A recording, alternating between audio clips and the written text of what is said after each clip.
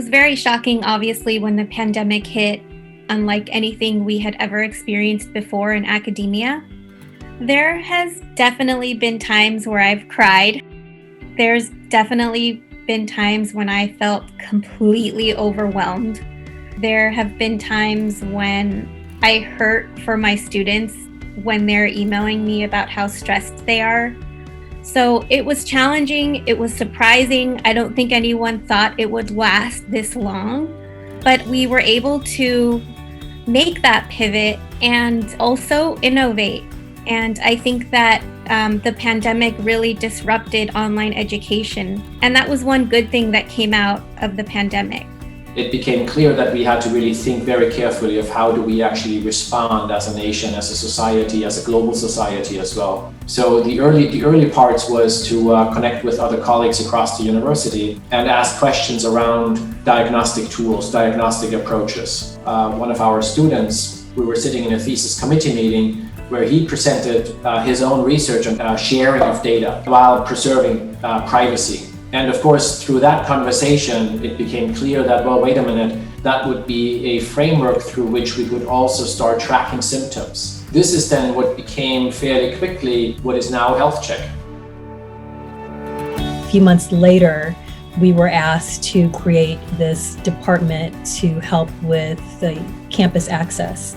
And so my partner, Kristen McDonald, also in auxiliary services, and I worked together to create Care Crew. The ambassadors that we have are just doing an amazing job. You know, making the adjustment to working outdoors is huge.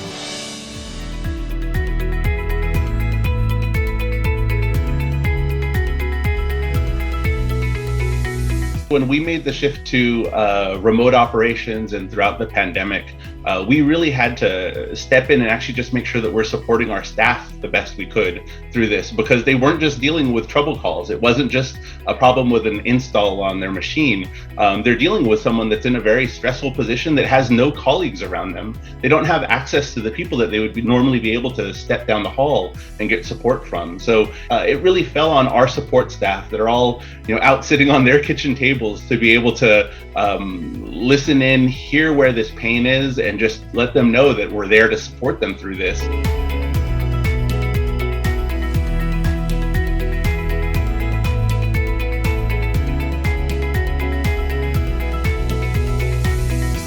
You can imagine the long days that just never ended. And whether it was information, whether it was decision making, or whether it was actually doing it, it just wore you down. And in those situations, we talked about what mattered most is being kind to each other. We have the privilege of having the knowledge and having the skills to help people through a health pandemic, and we are healthcare workers. And so we needed to be out there, and despite the risk and despite the unknowns, we're a team and we're here together, and whatever we're facing ahead of us, we would figure it out as a unit.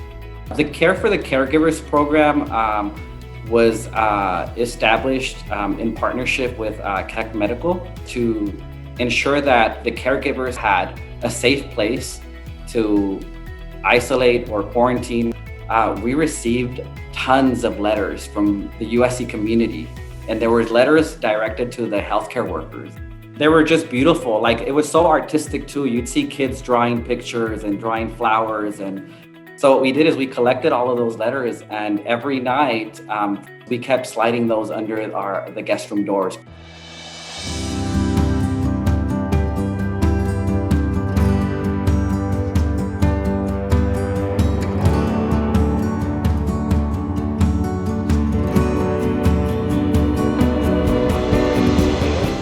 A lot of our team members that are on campus are dealing with what many others are dealing with in their families, keeping their families safe, keeping their parents safe, dealing with the personal loss, and still they're there every day.